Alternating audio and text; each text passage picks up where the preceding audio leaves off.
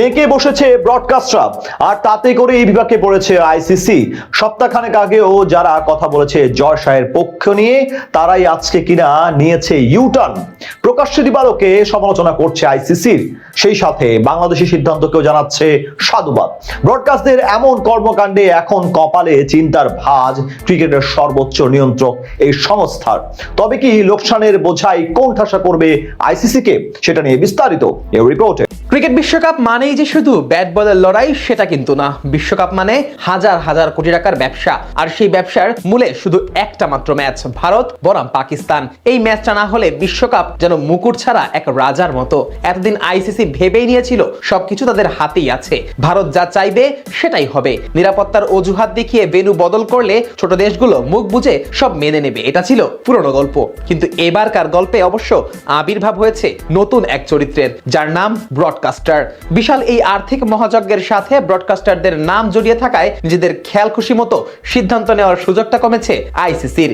বিশ্বকাপের টিভি সত্ত্ব কিনে বসে আছে স্কাই স্পোর্টস এর মতো বড় বড় প্রতিষ্ঠান। ক্রিকেটের প্রেমে পড়ে তারা এই বিশ্বকাপে টাকা ঢালেনি, বরং বিপুল মুনাফা লাভের আশায় এত বিনিয়োগ করেছে। আর সেই মুনাফার সবচেয়ে বড় অংশ আসে ভারত পাকিস্তান ম্যাচ থেকে। এখন ধরুন সেই ম্যাচটা যদি না হয় তাহলে কি হবে? বিজ্ঞাপন দাতারা টাকা নিয়ে নেবে, সাবস্ক্রিপশনের পরিমাণে ধস নামবে, কয়েক হাজার কোটি টাকা কার্যত ভেস্তে চলে যাবে। এই বাস্তবতা বুঝেই এবার বেঁকে বসেছে ব্রডকাস্টাররা। তাই তো মাত্র কয়েক দিনের ব্যবধানে মত বদলে যাচ্ছে মার্ক বুচারের মতো বিশ্লেষকদের। যেই বুচার কদিন আগেও বলেছিলেন বাংলাদেশকে বাদ দেওয়া ঠিক হয়েছে, আজ সেই বুচারই বলেছেন পাকিস্তান মাস্টার স্ট্রোক খেলেছে। হঠাৎ কি এমন হলো যাতে এভাবে ঘুরে গেল ব্রডকাস্টাররা? মূলত এখানে রয়েছে কোটি কোটি টাকার খেলা। স্কাই স্পোর্টস আইসিসির অফিসিয়াল ব্রডকাস্ট পার্টনার। আইসিসির সাথে তাদের চুক্তির অঙ্ক প্রায় $300 মিলিয়ন। এই টাকা বাঁচাতে হলে বিশ্বকাপে কোনো ঝই ঝামেলা চাইবে না স্কাই স্পোর্টস। আর এই কারণেই নাসির হোসাইনের মতো সাবেক ইংলিশ তারকারা এখন প্রকাশ্যে আইসিসির নেতৃত্ব নিয়ে প্রশ্ন তুলছেন। আইসিসি কি আদৌ নিরপেক্ষভাবে বিশ্ব ক্রিকেট চালাতে পারছে, নাকি সবকিছু এক দেশের ইচ্ছাতেই হচ্ছে?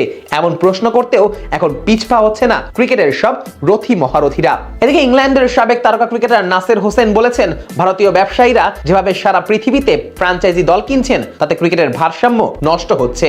ভবিষ্যতে এই ফ্র্যাঞ্চাইজির ক্ষমতা ব্যবহার করে পাকিস্তান বা বাংলাদেশের ক্রিকেটারদের কোণঠাসা করা হতে পারে, এই আশঙ্কাও তিনি প্রকাশ করেছেন।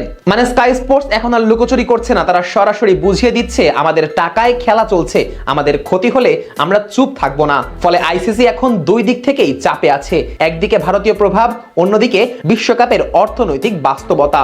এই প্রথমবার মাঠের বাইরের খেলায় আইসিসি নিজেই ব্যাকফুটে, কারণ ব্রডকাস্টাররা বেশ ভালো করেই জানে ক্রিকেট ছাড়া আইসিসি টিকবে, কিন্তু ব্রডকাস্টিং মানি ছাড়া বিশ্বকাপ টিকবে না।